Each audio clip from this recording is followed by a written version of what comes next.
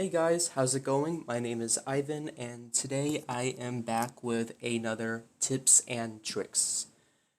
I know this is probably not what you're looking for. You're looking forward to a regular tutorial, and I do have more coming.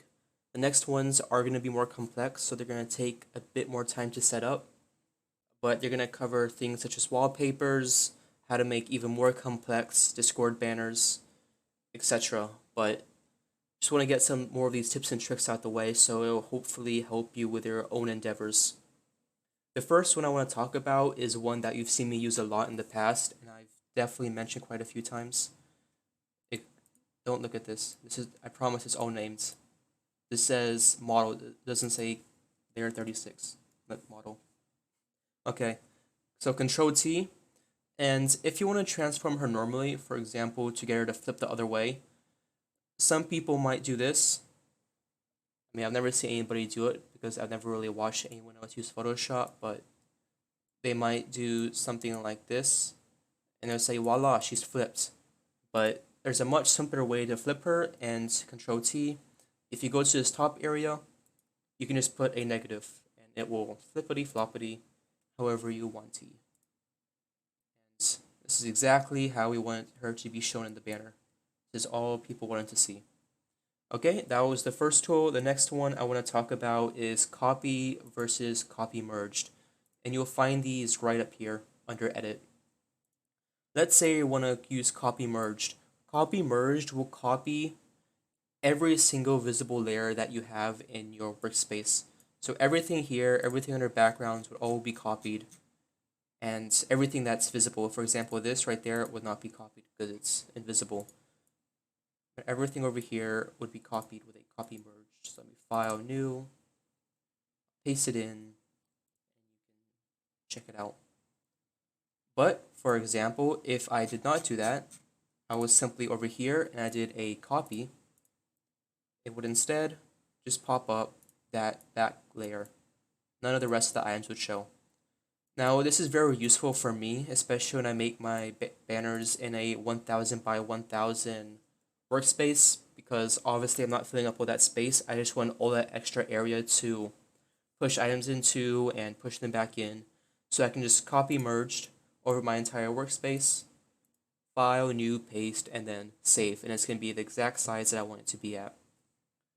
So let me close out of that. The next one I want to talk about is I should probably flip her back. Flip her back a second. There we go. Next one I'm going to talk about is the spot healing versus the healing brush tool. I think I can show it in this one. I have some trouble getting this to work when I actually want people to see it, but when I'm in the middle of a project, that's when it really works the best for me. So let's say maybe, what part of her would work well?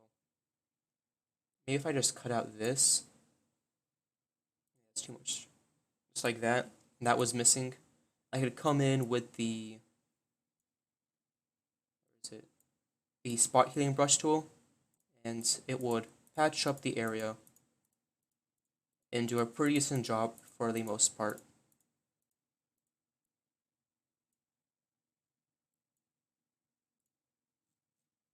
And it looks like, for the most part, that there wasn't any damage done to the area.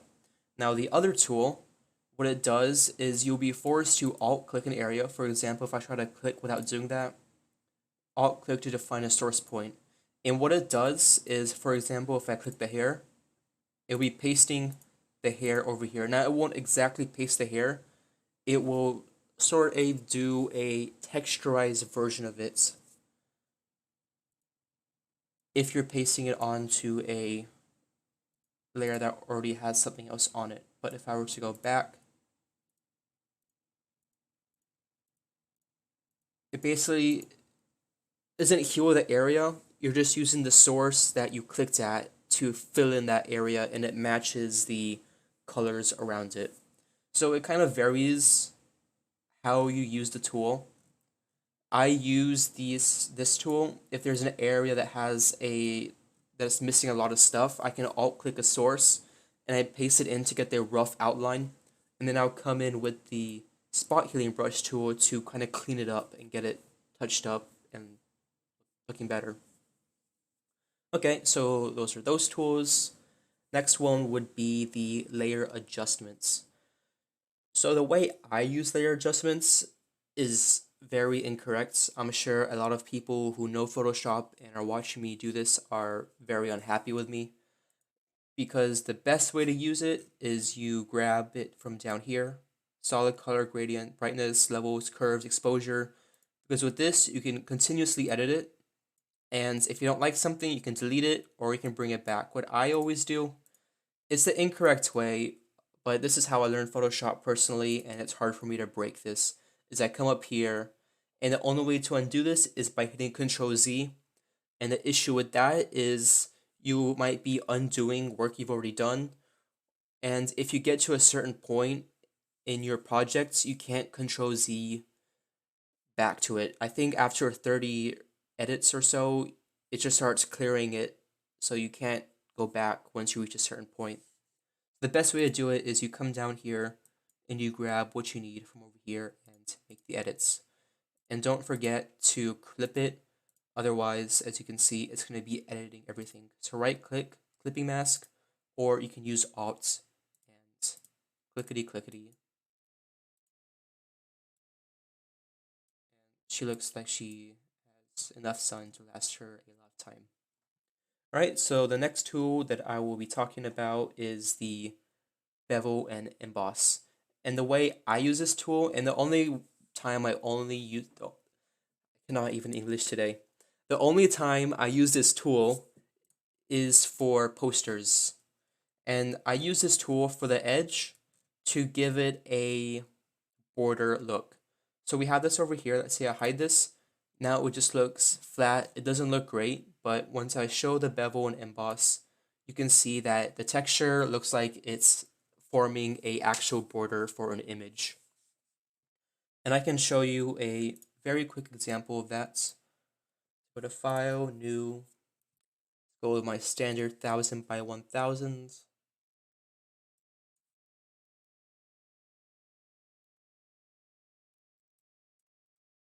Create, and we'll do a, if you guys show any interest at all in this, I'll show you how to make this, but I know most of the channel is based around Discord banners and that sort of thing, so I'm not sure how interesting you would find something like this to be made, because I'm not sure if you'll be making that on a daily basis or not. But if you're interested, just let me know and I'll make a tutorial on how to make borders or an image just like this one. So I'm going to come over here and make the base. I'm just going to go with the red so we can match up with the other one. Too bright of a red. So we'll create one.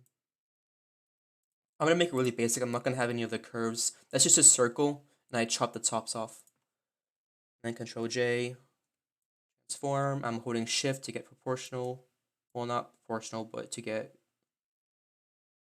I think it's 40. It goes by 45 degrees or 25 degrees. I'm pretty sure it's 45. No, it goes by 15.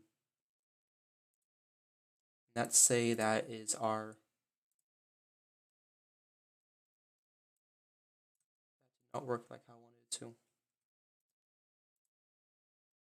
Ideally, I would be able to edit this out so you don't have to watch me struggle for 10 minutes. But, okay, we have this. Let's grab our texture. Do I have the texture saved? I'm not sure if I do or not. Textures. Oh, perfect. I already have it saved.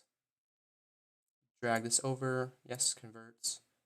And you can just drag it over to whatever you are working on. Drop that on top. You can also just add the bevel first, but I'm going to bring this over first so I have an idea of what I'm working with. Clipping mask. You can also use Alt, right click, blending options. And we're going to use both bevel and contour. So with bevel, we're going to go at 105, go 8. Do not use global light. 151, and 30 is exactly how we want it. And then we'll go over to contour. Bring this over to 29. And you can adjust the effects to match your border. So I'm gonna go with something like that. Actually, 36. And then you can add little screws and nails. I just grabbed a screw from the internet and I dropped it in, added a drop shadow, and I resized it as I needed it. So you can bring a nail over to give it a more realistic look. Like I said, I'm not going to go into any further detail with how to make that unless you guys show interest in learning how to do that. And then last is the pen tool, and I try to wrap this up quickly because I like to keep my tips and tricks ones under 10 minutes, even though this one has already passed that point. So this one is good for if you want to highlight a certain object. Now, this is not a good model because it has all these pieces sticking out. But you just basically go around, and you don't let go of the mouse. Once you first click, you adjust it as needed. And then once you let go, make sure you hold Alt at this one and drag it back to the center. If you don't do that, I'll show you with this one. You let go, you click, it's going to start curving from start curving from that point. That wasn't a good example because it wasn't a large curve. But if it was like this and I click, it's going to curve to match that. So you want to bring this back to the center. And once you click, it's going to be a straight line again.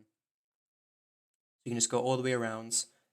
You can adjust it as needed to get the perfect edges going. I believe you can also use the quick selection tool. I personally dislike this tool because it's so hard to get stuff perfect. So you can go around with this and try to get stuff to match up, but it does it really poorly in my opinion. You can do a better job with the pen tool. For example, here, you can try to go in here and this is the basically deselects the area you click, but I personally prefer the pen tool because it's more time consuming, but you get a much more accurate job done out of it. So that basically wraps up this tutorial. If you have any questions at all, just let me know and I will try to answer them in the comments. I gave her red eyes like this. Beautiful.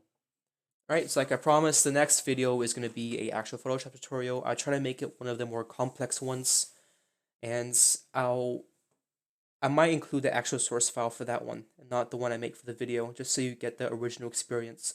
Because what I personally do for my banners, as you can see with the T, I don't actually remake these every single time. I just go off the template and I edit from there. So it takes me a couple minutes, depending on the complexity, to figure out how I made it in the first place and then remake it for these videos. But yeah, thanks for watching, and I hope you have a great day. Bye.